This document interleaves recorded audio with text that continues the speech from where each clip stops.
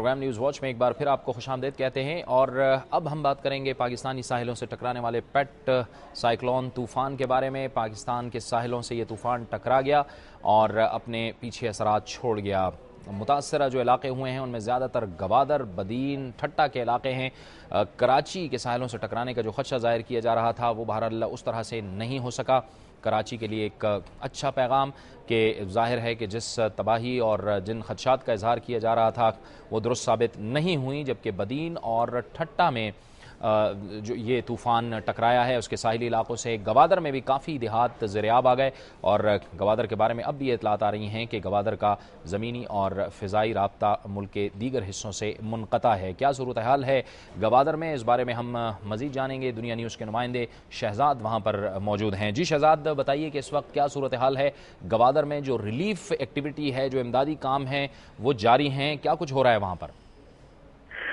جی جاوید، میں آپ کو بتاتا چلوں، سب سے پہلا بات یہ ہے کہ گوادر کی جتنی بھی کچی آبادی ہے مکمل طور پہ تباہ ہو چکی ہے، اور اس کے علاوہ زمینی رابطہ جو ہے اس وقت تمام طور پہ جو ہے مکمل ختم ہو چکی ہے۔ سب سے بڑا بات یہ ہے کہ سر بندر کے ایریے میں جو ہے گورنمنٹ کی طرف سے جب امدادی ٹیم گئے تھے تو وہاں پہ بھی وہ رابطہ جو ہے منقطع نہیں ہو سکا، کیونکہ یہاں پہ گورنمنٹ کے ساتھ وہ فیسلٹیز نہیں ہے جو کہ جو ہے گورنمنٹ کو پرووائڈ کر سکے، اور عوام کا سب سے بڑا عوام جو ہے یہاں پہ بالکل قسم پرسی کی حالت میں ہے۔ وہ بالکل جو ہے اس چیز کے لیے جو ہے ہم لوگوں سے جو ہے بالکل نہ ہی گورنمنٹ سے نہ ہی جو ہے کسی قسم کے کوئی امداد کا وہ کرے توقع کر رہے ہیں، نہ ہی کچھ وہ۔ یہ سب سے بڑا بات میں آپ کو بتا دوں کہ یہاں پہ جو ہے پچھلے جو ہے 4 دنوں سے جو لوڈ شیڈنگ بالکل ہے، لوڈ شیڈنگ بجلی کا نظام بالکل دھرم بھرم ہو چکا ہے، اور بالکل جتنے بھی ساحلی پٹی ہے، ساحلی پٹیوں میں آپ کو بتاتا چلوں جاوید، ساحلی پٹیوں میں جتنے بھی لوگ ہیں وہ سب لوگ جو ہے نہ ہی گورنمنٹ کی طرف سے یہاں ریلیف کیمپ لگایا گیا ہے، نہ ہی کچھ ہے۔ اسے میں نے کچھ بندوں سے جو حوالہ کیا تو وہ لوگوں کا یہ کہنا ہے کہ ہمارے جو ہے یہاں پہ ہمیں بالکل گورنمنٹ کی طرف سے نہ ہی کوئی ہے، یہاں کا MPA میر عمل کلمتی وہ بالکل آیا ہی نہیں ہے۔ وہ جس دن یہ واقعہ آنے والا تھا بتایا جاتا ہے کہ میڈیا پہ یہ شہزاد، یہاں پر سڑکوں کو اور شاہراہوں کو اور انفراسٹرکچر کو بھی کافی نقصان پہنچا ہے، اور اس حوالے سے یہاں پہ نہ گورنمنٹ کی طرف سے نہ ہی کوئی امدادی ٹیم آیا، نہ ہی کچھ۔ اور میں آپ کو ایک اور بات بتا چلوں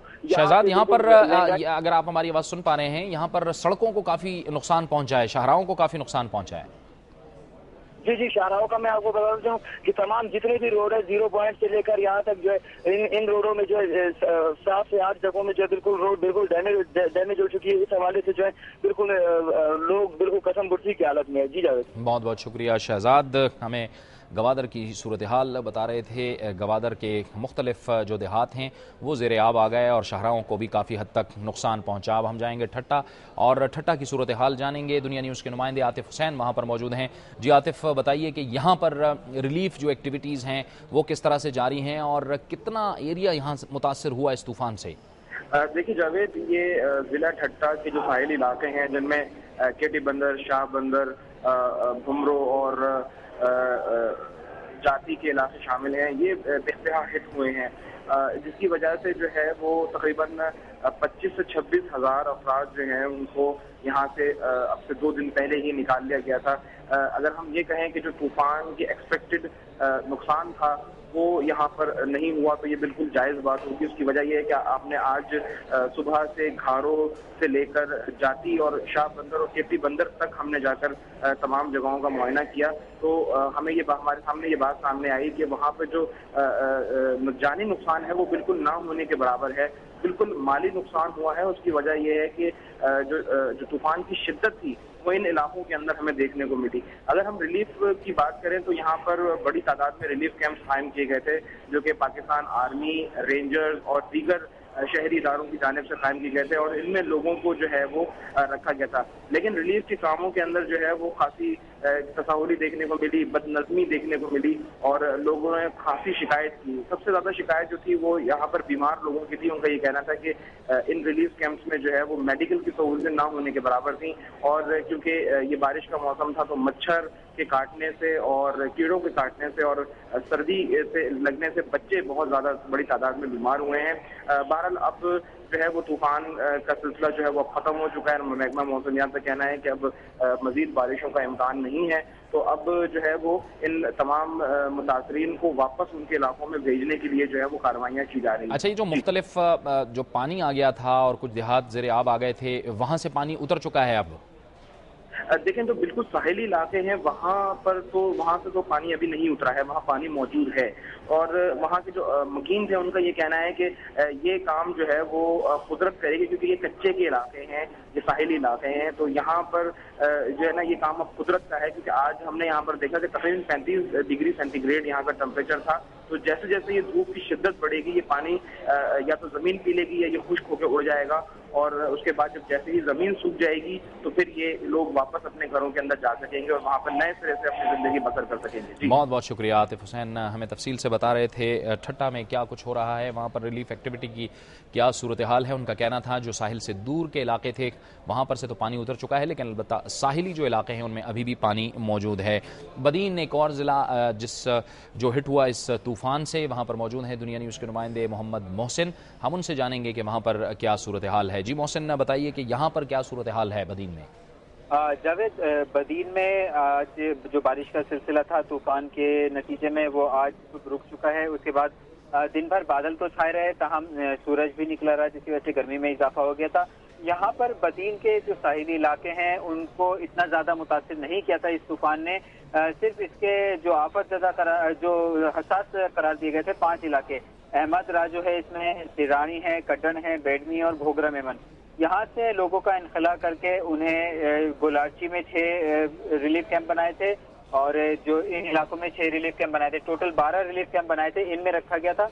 ابھی صورتحال یہ ہے جب سے موسم بہتر ہوا ہے اس کے بعد سے ان کو جو متاثرین ہیں ان کو منتقل کیا جا رہا ہے ان کے اپنے علاقوں میں, جبکہ احمد راجو, سیرانی, کڈن اور بیڈمی, بھوگرا میمن کے جو متاثرین ہیں ان کو کل سے ان کے علاقوں میں بھیجا جائے گا, کیونکہ آج بارش کے نتیجے میں ان کے جو مواصلاتی نظام ہے اور سڑکیں ہیں وہ بیٹھ گئی تھیں, تو ان کو ٹرانسپورٹ کا انتظام کر کے کل واپس بھیجا جائے گا.